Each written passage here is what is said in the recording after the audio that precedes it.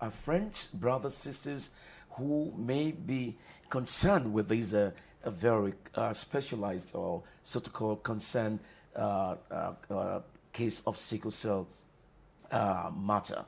However, I'm not best as a medical practitioner to understand the technicalities involved in understanding all of this narrative.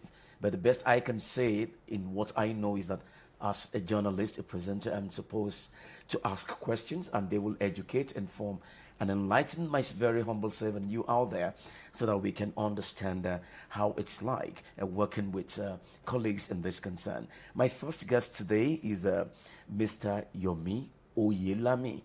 He's a sickle cell advocacy. He's of the Sickle Cell Advocacy and Management Initiative, simply called SAMI. We want to thank you so very much for the privilege to have you come to talk to us in commemorating the World Sickle Cell Day today. Yes, sir. Well, thank you so very much. Thank you so well, much, she told me that she's a partner in a partner associate with Sickle Cell Advocacy and Management Initiative SAMI, and her name is Ikeoluwa Aderomu. We also want to thank you, and I'm sure together the lady and the gentleman will take us through the understanding of how we should understand, manage, control, and administer the issue of sickle cell concern. But may I please crave your indulgence?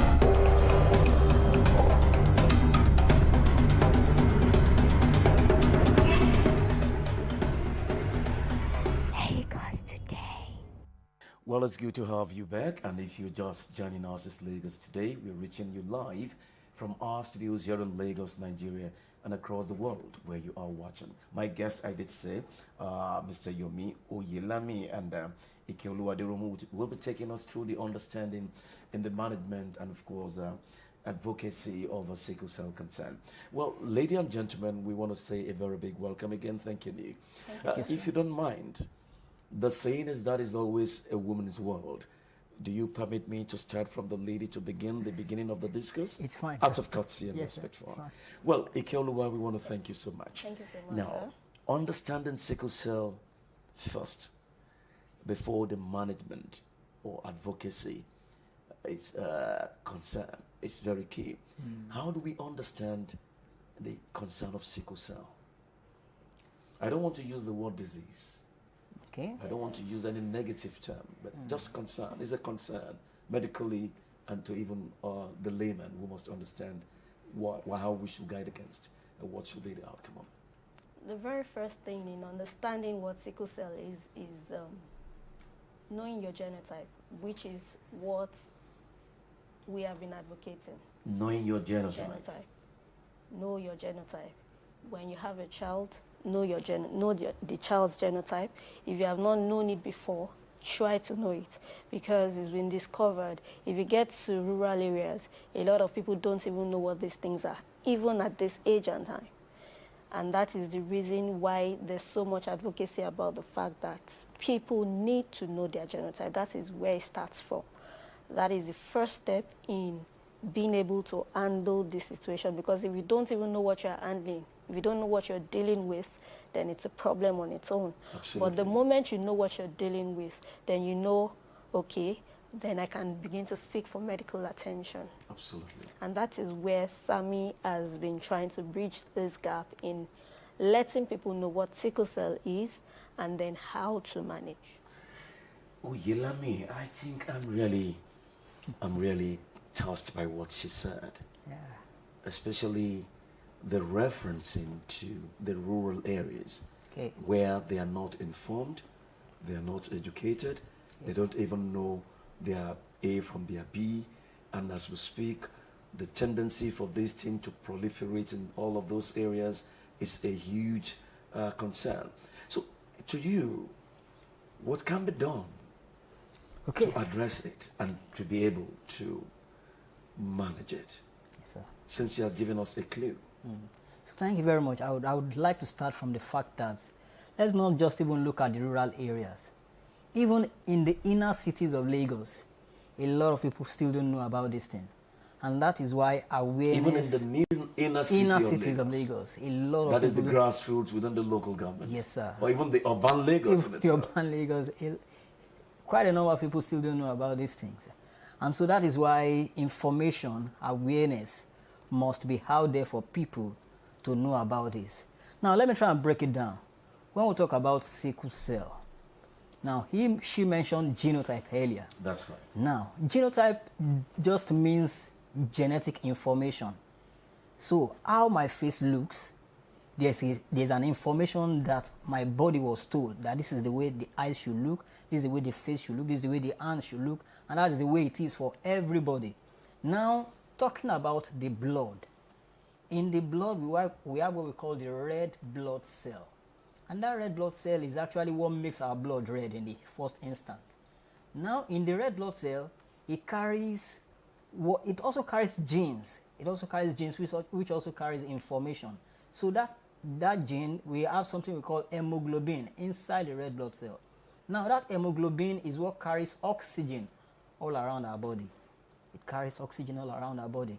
Now, that hemoglobin has genes. It has information that it carries. So that is where the idea of hemoglobin genotype comes about. Now, the commonest or the usual that we have is what we call the AA genotype. And what does that signify? It means that the red blood cell in the person is actually round, like football.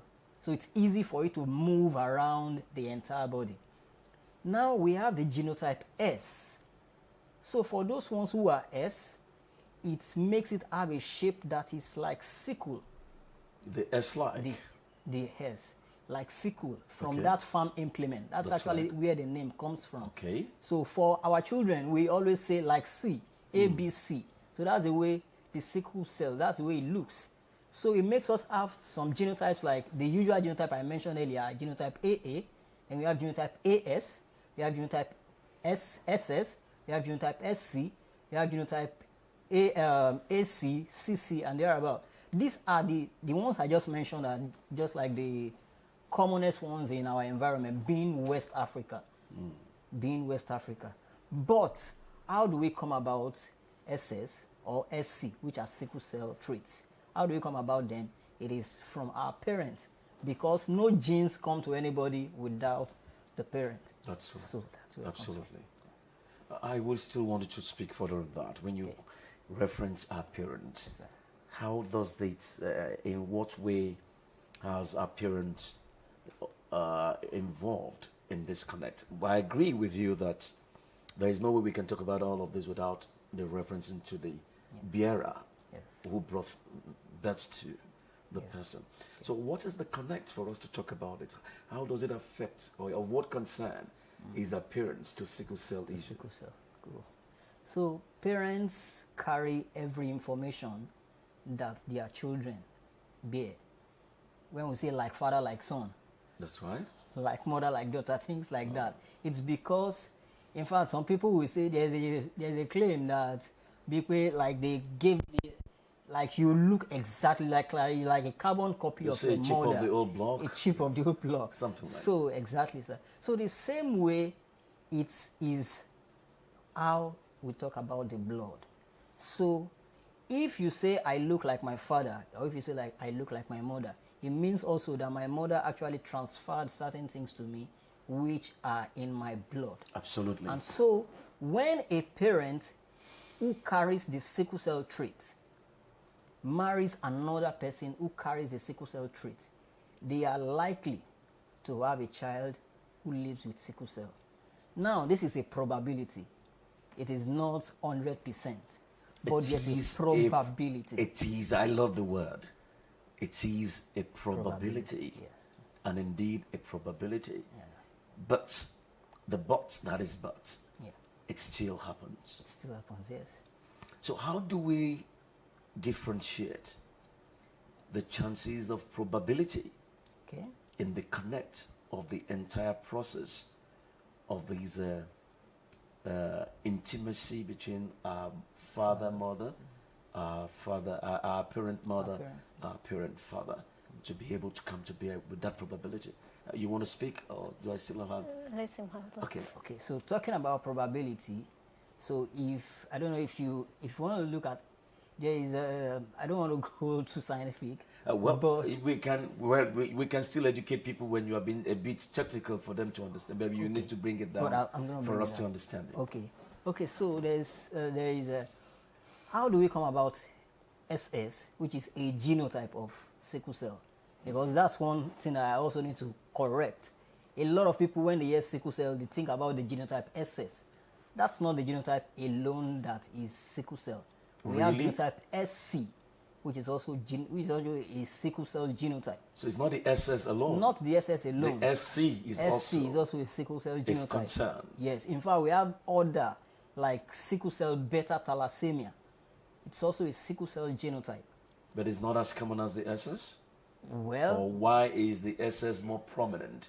Why is the SS more of a referencing than the SC and the SA you talked about? Yes, why it's so because knowledge is being expanded with time.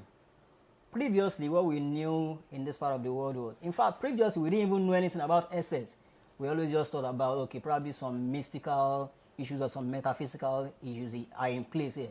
But then we came to know about SS, and then with further research, we found that there are more genotypes than the AS that we commonly know, or like the AA that we commonly know. We have several genotypes.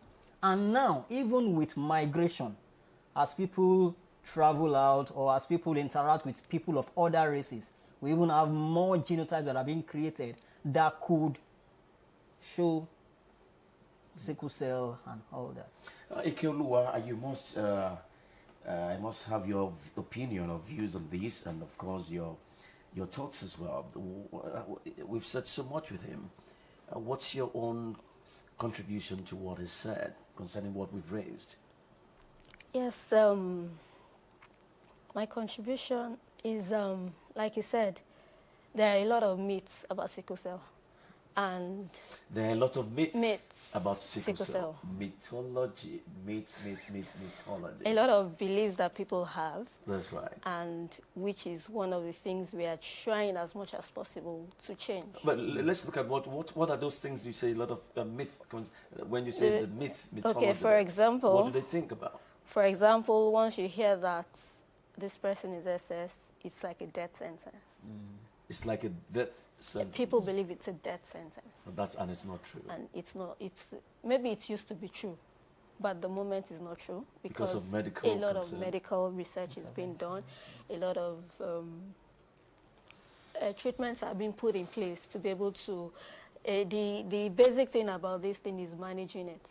And I'm coming to that, and I just want people to understand a lot of myths. The very first thing is the fact that people believe that once you have it, it's a no-go area.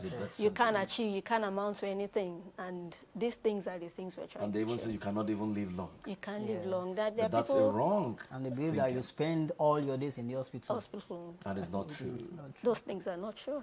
All right, now we must, now that we've been able to establish that, a big concern here is managing it effectively. I didn't just say manage, I said managing it effectively. How do we go about that? Okay, let me comment from, I want to tie that in with the myths also.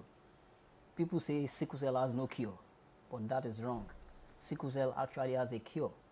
Bone marrow transplant is a cure. Or what bone marrow transplant is a cure. Transplant is a cure? It's a cure. As we speak today, right? As we speak today, with yes. New technology, with scientifically. New technology, yes. Stem cell transplant is also a cure. Because this thing goes to the foundation, to the basis of humans. And that is why it has to be a transplant. It has to be a transplant. They have to take from someone, probably from the family, a sibling, or somebody that's a close relative. They have to take some stem cells, so they have to take some materials from that person to impute into this person who lives with sickle cell. So maybe because of that, it's not quite accessible for a lot of people. And probably it's also very expensive, but there is a cure. It may be expensive, but there is a cure. There is a cure. That's the good news now. Yes, there is a cure. Now, talking about management of sickle cell is can be well managed. Can be well managed, and that is why we have a lot of people living longer than what they used to say, what they used to believe. We have people in their 60s, we have people in their 70s. The oldest woman who died about 2 years ago, died at 94. A Nigerian too.